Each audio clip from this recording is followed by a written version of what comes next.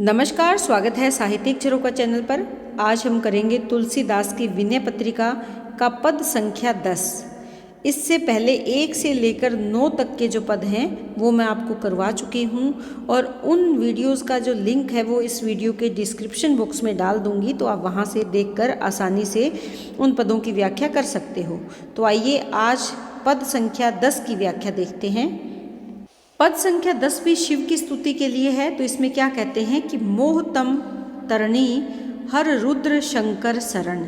हर यानी हे हरि, हे रुद्र, हे शंकर, मुझे अपनी शरण में ले लो। शरण देने वाले। मोहतम, मोह रूपी तम होता है अंधकार से पार लगाने वाले। तरनी होते हैं नौका के समान। नौका का काम क्या होता है? नौका बड़े से बड़े महासागर से भी व्यक्ति को पार लगा सकती है। तो जीवन रूपी महासागर से पार लगाने वाले तरनी, और मोह रूपी जो तम या अंधकार है वो क्या है? जीवन में आने वाली जो बाधाएं हैं उनका कहा है। तम होता है अंधकार, और तम को कौन दूर करता है? सूर्य।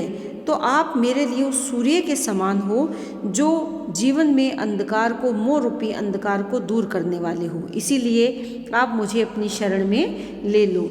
हरन मम, हर लो। मम यानी मेरे, शोक यानी दुख। क्यों हर लो? क्योंकि आप लोकाभिराम हो। लोक का मतलब क्या होता है? संसार। अभिराम का मतलब होता है संसार को प्रसन्नता या आनंद देने वाले हो, कि इसीलिए आप मेरे भी शोक दुख दूर करो। बाल शशि भाल, भाल होता है माथा।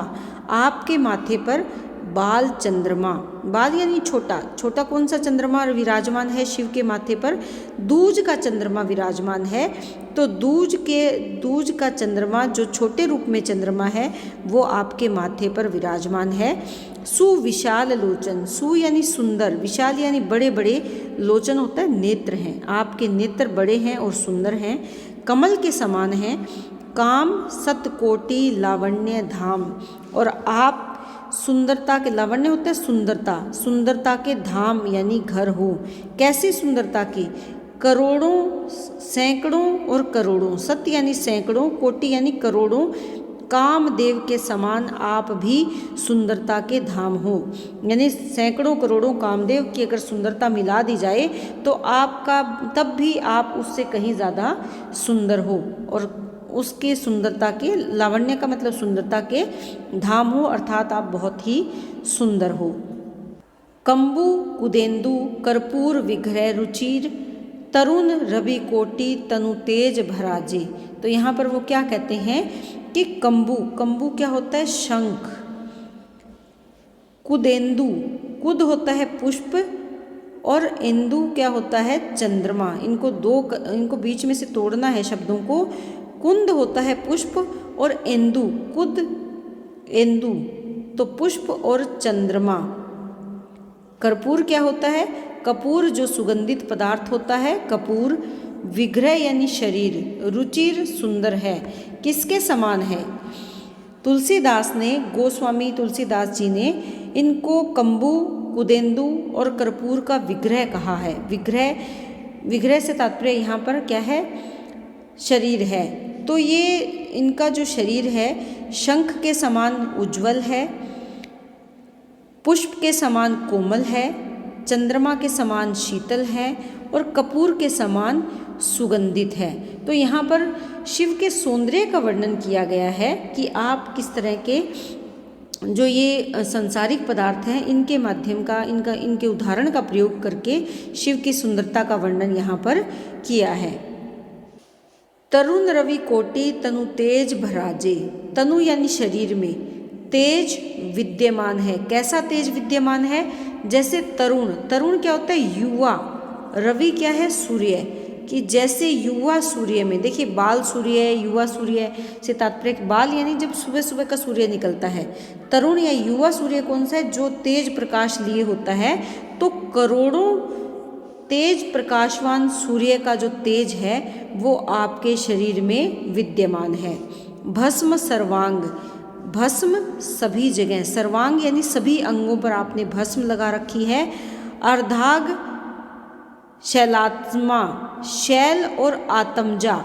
तो अर्धांग यानी आधा अंग किसका है? शैलपुत्री पार्वती का। आत्मजा होता है पुत्री, शैल यानी पर्वत देव की जो पुत्री है पार्वती, वो आपके आधे अंग में विराजमान है। व्याल होता है सर्प, सर्प आपके गले में विराजमान है और सर्प के साथ साथ नृ कपाल, नृ यानी नर, कपाल क्या होता है? मुंड, कि नर मुंड की माला विराजे। आपने गले में सर्प को धारण कर रखा है और साथ ही नर मुंडों की बनी हुई माला भी आपके गले में विराजमान है।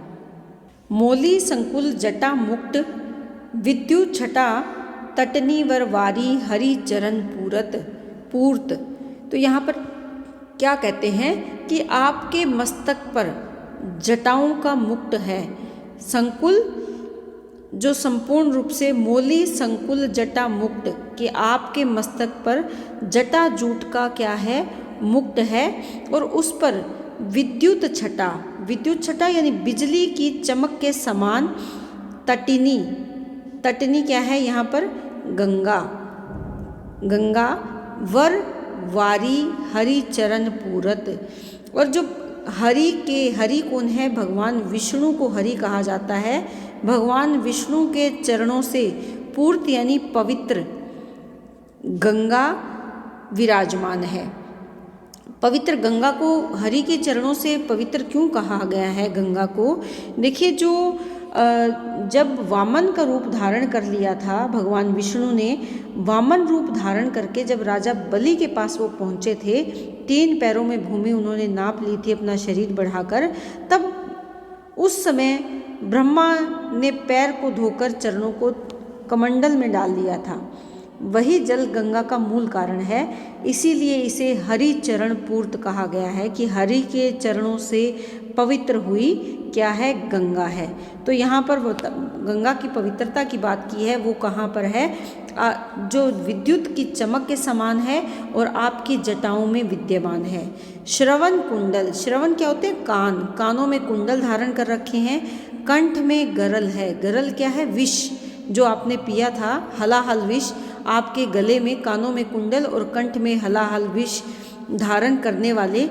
करुणा कंद, करुणा के सागर, करुणा निधि, सच्चिदानंद बंदे बंधुत। तो आप तो क्या है? सत चित आनंद स्वरूप है। अवधूत भगवान क्या है? बंदे अवधूतम, अवधूत भगवान क्या है? भगवान शंकर जी। मैं आपकी वंदना करता हूँ। वंदे यानी वंदना।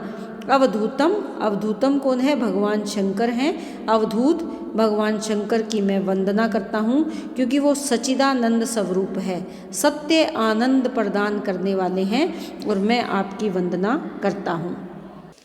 सूल सायक पिनाकासी कर शत्रुचन दहन इव धूम ध्वज वृषभ जान। तो यहाँ पर क्या कहते हैं? शूल, शूल से तात्पर्य क्या है? त्रिशूल, कि आपके हाथ में क्या है? त्रिशूल है, बाण है। पिनाक होता है धनुष है, असी है तलवार। पिनाक क्या है? धनुष, धनुष, और असी क्या है यहाँ पर? तलवार। असी तलवार, पिनाक धनुष, कर यानी हाथ में है।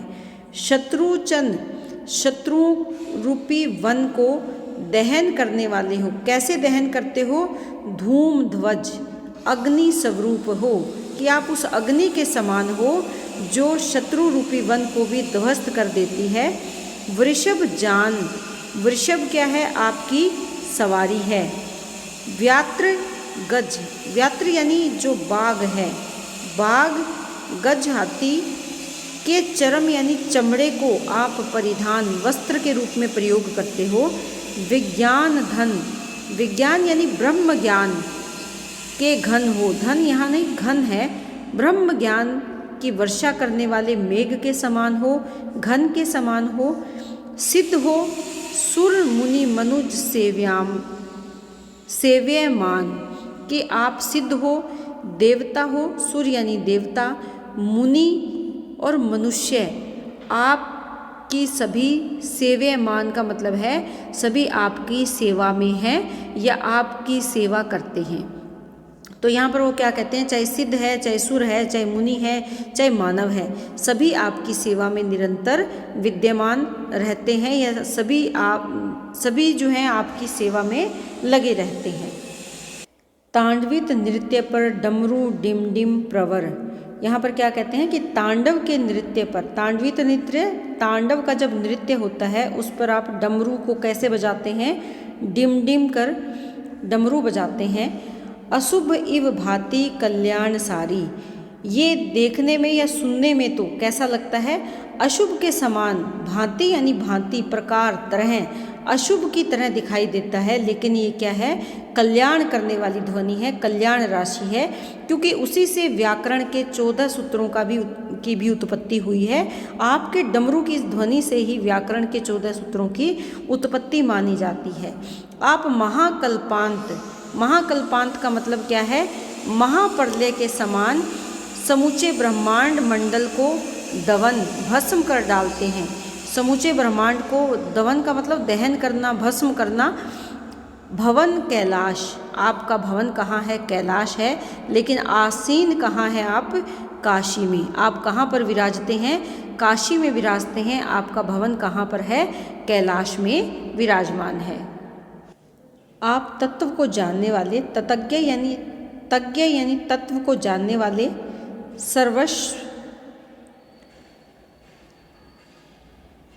सर्वस्व का मतलब यहाँ पर क्या है, सभी का ज्ञान जिसको होता है। जगेश यानी यज्ञों के स्वामी, अच्युत हो और विभो यानी व्यापक हो।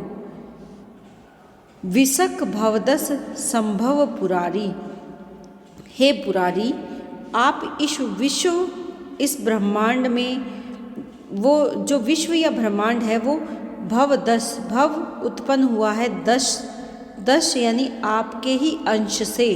ऐसा संभव है कि ये संसार आपके ही अंश से उत्पन्न हुआ है। ब्रह्मेंद्र, चंद्रार्क, वरुणाग्नि, वसु, मरुत, यहाँ पर ब्रह्मा और इंद्र दो को इकट्ठा किया गया है कि ब्रह्मा और इंद्र, चंद्रमा और सूर्य, चंद्रार्क यानी चंद्रमा और सूर्य, वरुण देव और अग्निदेव, वसु जो वसु हैं, अष्टवसु, मरुत यानी पवन, 49 पवन मानी गई है, 49 पवन, और जम यानी यमराज। अर्चना करते हैं, पूजन करते हैं।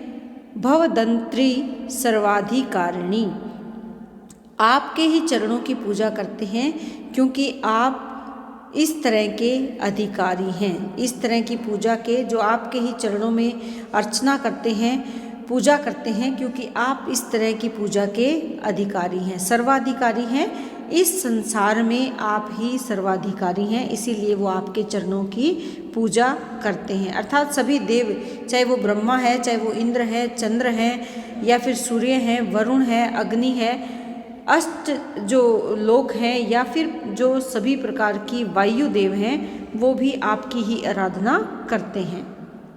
अकल का मतलब है कला से रहित हैं। कला से रहित का तात्पर्य क्या है कि आप में बदलाव नहीं आते। जैसे जो चंद्रमा है कला प्रधान है, यानी उसमें कलाएं हैं, घटना और बढ़ना, लेकिन आपके व्यक्तित्व में ऐसा नहीं है। आप कलाओं से रहित है, निरुपाधि, किसी भी उपाधि से रहित है, क्योंकि कोई भी उपाधि आपकी पूर्णता को प्रदर्शित नहीं कर सकती। निर्गुण है, निरंजन ब्रह्म है, माया से रहित है, साक्षात ब्रह्मा है। कर्म पथ में कमज निर्विकारम, आप कर्म पथ में एक हैं। आप जन्म रहित और विकार रहित है। निर्विकारम यानी जन्म से रहित और विकारों से रहित हैं। अखिल विग्रह, अखिल यानी संपूर्ण संसार आपके ही विग्रह यानी शरीर में विद्यमान है। सारा ब्रह्मांड आपका शरीर है। उग्र रूप हो, आपका रूप उग्र है, भयानक है।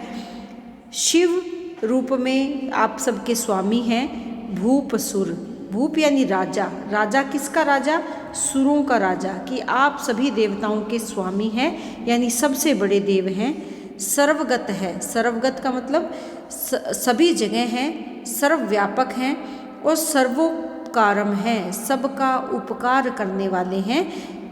कौन है यहाँ पर? शिव की बात कर रहे हैं कि हे शिव, आप तो सर्वगत हो, सर्वव्यापक हो, सबका उपकार करने वाले हो, सभी देवों के देव हो। ज्ञान, वैराग्य, धन, धर्म, कैवल्य, सुख। यहाँ पर क्या कहते हैं कि हे शिव, आपके प्रसन्न रहने पर ज्ञान और वैराग्य, धन और धर्म, कैवल्य यानी मोक्ष, कैवल्य को मोक्ष जो उसको मोक्ष दिया था, जो चोरी करने आया था उसको मोक्ष दिया था, यानी कैवल्य, सुख और मोक्ष देने वाले हो, सुख देने वाले हो।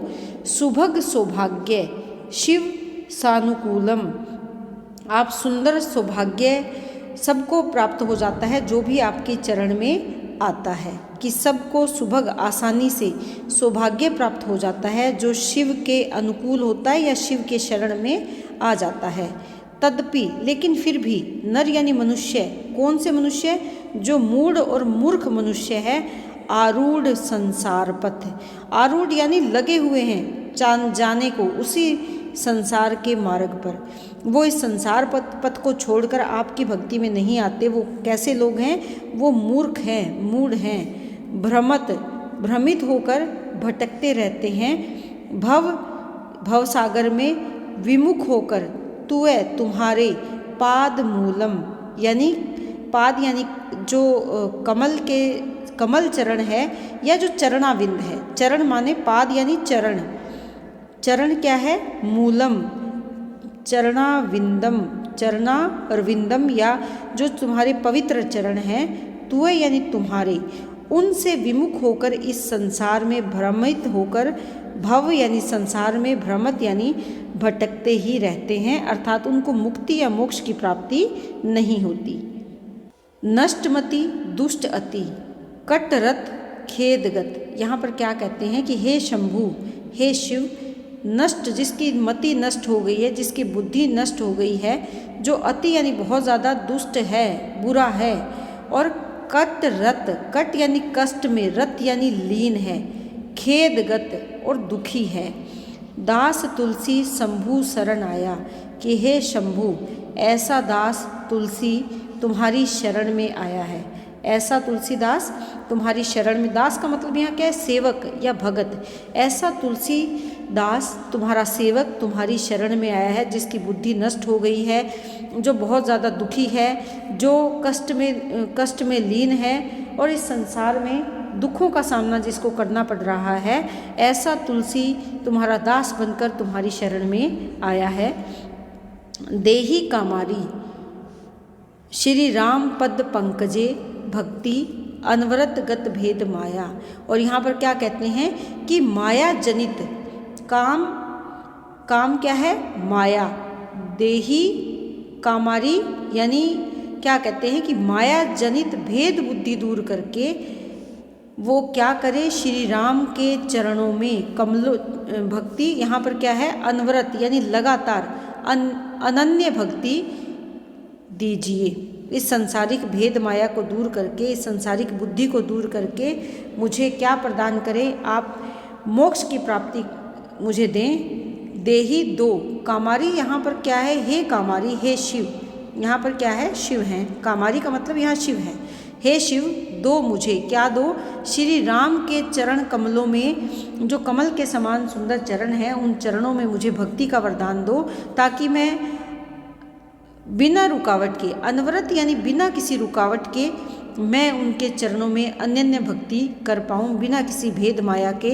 इस संसारिक बुद्धि का त्याग करके मैं अपने राम के प्रति जो अपनी भक्ति है उसको अर्पित कर पाऊँ या अपना जीवन उनकी भक्ति में लगा पाऊँ। तो इस पद में तुलसीदास जी शिव की आराधना कर रहे हैं, लेकिन उनका मुख्य उद्देश्य क्या है?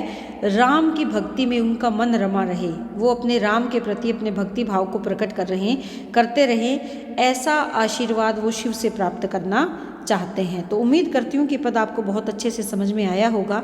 बहुत बहुत धन्यवाद। इसी तरह चैनल से जुड़े रहें, लाइक शेयर सब्सक्राइब ज़रूर करें।